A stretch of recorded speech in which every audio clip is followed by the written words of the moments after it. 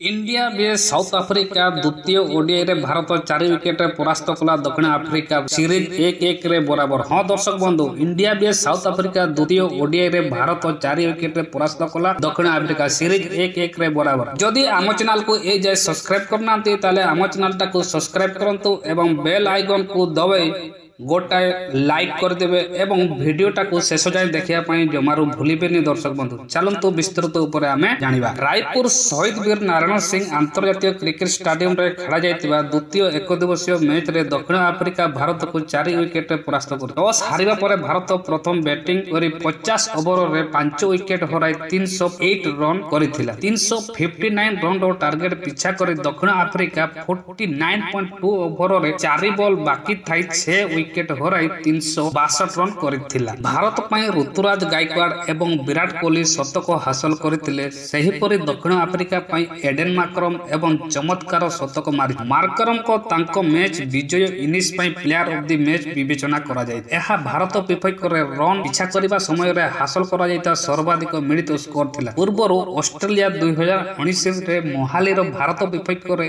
एते रन पीछा करिथिला। एबे दक्षिण आफ्रिका एहा हासिल यह दक्षिण आफ्रिकार द्वितीय सर्वाधिक सफलता रन चेस विजय। विराट कोहली एवं ऋतुराज गायकवाड़ शतक एवं अधिनायक केएल राहुल को अर्धशतक बड़े भारत दक्षिण आफ्रिका आगे 359 रन लक्ष्य धार्य कर दक्षिण आफ्रिका टॉस जीति प्रथम बोलिंग करने निष्पत्ति नहीं। गायकवाड़ 105, कोहली 102 एवं केएल राहुल अपराजिता 67 रन बड़े भारत को 50 ओवर में 5 विकेट हराई 358 रन कर जड़ित सीरीज कोहली तांकर क्रमागत द्वितीय शतक हासिल कर भारत पई रोहित शर्मा एवं एसएसबी जयसवाल सस्तार आउट हो जाइतिले, किंतु कोहली एवं ऋतुराज गायकवाड़ द्वितीय विकेट पई 195 रन रो भागीदारी सहित भारत को मजबूत स्थिति रे पहुंचाई। ऋतुराज तांकर प्रथम दिनिकिया शतक हासिल करिबा परे कोहली तांकर 53तम दिनिकार शतक हासिल करथिले। उभय बैट्समैन सेमानक शतक ऊपर अधिक समय क्रीज रे रहिबार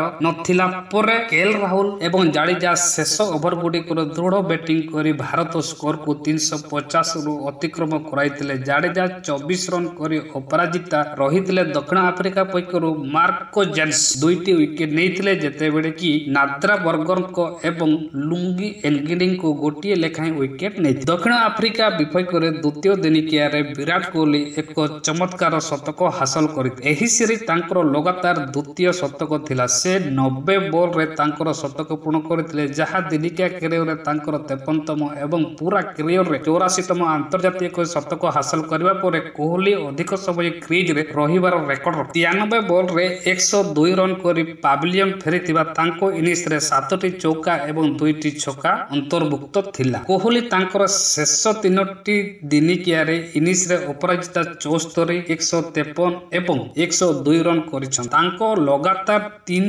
किंबा ताठारु अधिक दिनिकिया इनिंग्स रे 50 रु अधिक रन करिवार 13तम खेलाड़ी होइछन। रोहित शर्मा एवं फॉर्मेट रे सर्वाधिक 11 थर एही सफलता सह करिछन्ति। तांको परे सचिन तेंदुलकर 10 थर एही सफलता हासिल करिछ। विराट कोहली व्यतीत ऋतुराज गायकवाड़ मध्य एक शतक हासिल करिथिले। से 83 बॉल रे 105 रन एवं चमत्कार इनिंग्स खेली तांकर प्रथम दिनिकिया रे शतक हासिल करि। एहा थिला ऐतिहासिक इनिंग्स समय रे गायकवाड़ 12टी चौका एवं 2टी छक्का मारे। एही मैच रे शतक सहित ऋतुराज गायकवाड़ दक्षिण आफ्रिका विपक्ष रे एक दिवसीय क्रिकेट द्रुततम शतक हासिल करिबा द्वितीय भारतीय बैट्समैन होई। गायकवाड़ 77 बॉल रे तांकर शतक पूर्ण करि पूर्वतन भारतीय ऑलराउंडर यूसुफ पठान पछरे पकाई दे। पठान 2011 मसिया रे सेंचुरियन रे दक्षिण आफ्रिका विपक्ष रे 68 बॉल रे शतक हासिल करि। गायकवाड़ 83 बॉल रे 105 रन करे तांको इनिंग्स रे शेष